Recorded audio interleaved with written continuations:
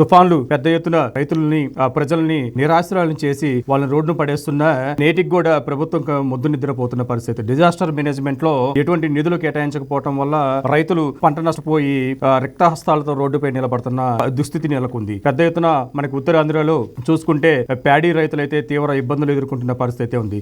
గతంలో 2019 నుంచి ఇప్పటి వరకు దాదాపు 12 రకాల తుఫాన్లు రైతులపైన విరుచుకుబడి రైతు నడ్డి విరుస్తున్నా గానీ పంట నష్టపరిహారం అందించడంలో ప్రభుత్వం మేనమేషాలు లెక్క పెట్టుతూనే ఉంది. వారికి సరైన పంట నష్టాన్ని అందించలేకపోతుంది. ఏదైనా నివేదికలు తీసుకోవటము రైతుల దగ్గర నుంచి, వారి యొక్క రైతాంగం నుంచి గానీ లేకపోతే వ్యవసాయ శాఖ అధికారుల నుంచి గానీ నివేదికలు తీసుకోవటంలో తీవ్ర స్థాయిలో నిర్లక్ష్యం వహించడం వల్ల ఆరుగాలం పండించిన రైతులు ఇప్పుడు లబోదిబోమంటున్న పరిస్థితి ఉంది. ఈ 4.5 ఏళ్లలో వచ్చిన తుఫాన్లు, పడుతున్న ఇబ్బందులు, నష్టపోయిన పంటకి నేటికి నష్టపరిహారం అందించలేని పరిస్థితి ఉంది. ఇప్పుడు ఈ తుఫాను తీవ్ర రూపం దాల్చి దాదాపు 9 జిల్లాల్లో 4 రోజుల పాటు తీవ్ర ప్రభావం చూపించనున్నది.